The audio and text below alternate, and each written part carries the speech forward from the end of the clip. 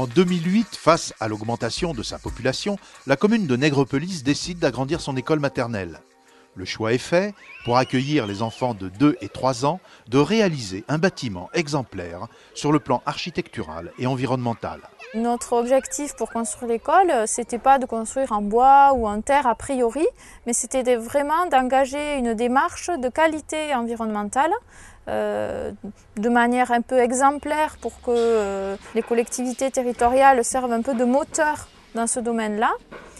Mais aussi, on était particulièrement sensible au fait d'accueillir des jeunes enfants et on voulait pour eux un bâtiment le plus sain possible.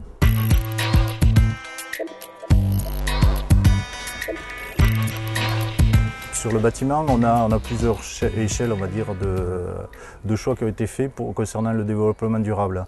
On a l'orientation. Dans la construction même, on a un bâtiment ossature bois qui est très performant d'un point de vue de l'isolation thermique, avec un surdimensionnement de la structure bois de manière à gagner en épaisseur d'isolant, qui fait que le bâtiment est très isolé. Ensuite, on a un retraitement de l'air qui permet, avec une ventilation double fût, de renouveler l'air, mais de conserver la chaleur du bâtiment.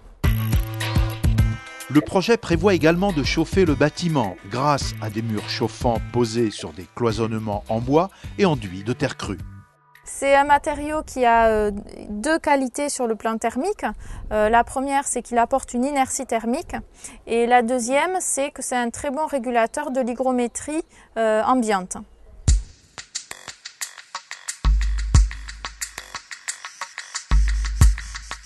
Comme dans de nombreux sites du sud-ouest, la terre crue, disponible en quantité, tant dans les plaines alluviales que sur les coteaux argileux, est un élément fort du patrimoine de Midi-Quercy.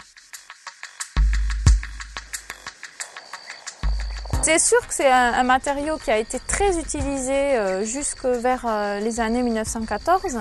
On avait développé un véritable savoir-faire.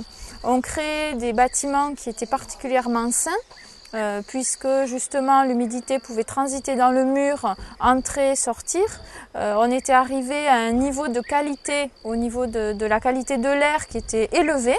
Et il semblerait qu'avec l'industrialisation dans le bâtiment, on ait plutôt régressé. Donc l'utilisation de ce matériau dans l'architecture contemporaine, c'est vraiment une utilisation pour aller vers du qualitatif.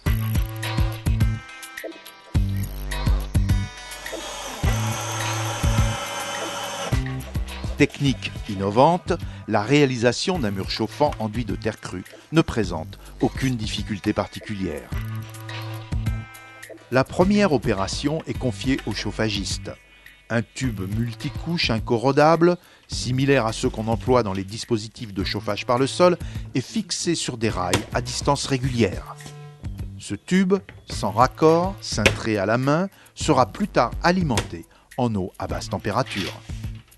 Les murs chauffants sont prévus pour être alimentés par une eau à une température maximum de 45 degrés. Tout en sachant que ces 45 degrés ne sont valables que par des températures extérieures les plus basses. Et donc, la plupart du temps, on aura une température d'eau qui va être inférieure à 30 degrés. Le confort vient du fait qu'on chauffe par rayonnement.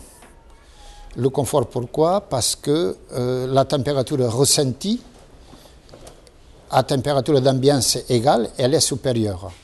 On peut dire même que la température de confort n'est pas la température sèche qu'on lit au thermomètre, mais la température résultante entre la température d'ambiance et la température de rayonnement des parois. Sains, naturellement économes, ces murs chauffants seront à terme alimentés par la chaufferie au bois de la ville de Nègrepelisse, aujourd'hui en cours de réalisation. Les enduits en terre qui vont recouvrir le réseau hydraulique de chauffage sont réalisés en 3 phases. Dans un premier temps, on applique sur la surface bois un fixateur pour faciliter l'adhérence de l'enduit terre. La première couche, reprenant le mélange traditionnel du torchis, constitué d'argile et de paille mélangée à de l'eau, est préparée en bétonnière, projetée puis dressée à la truelle.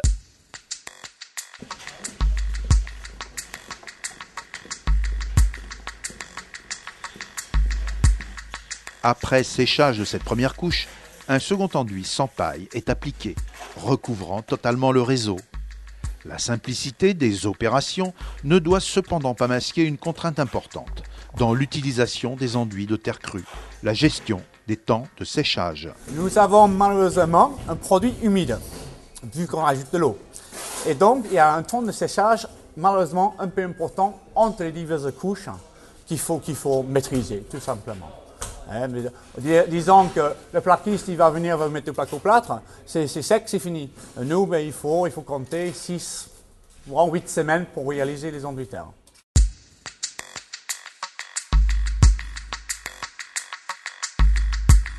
Pour stabiliser la seconde couche, une toile de jute est appliquée sur toutes les surfaces.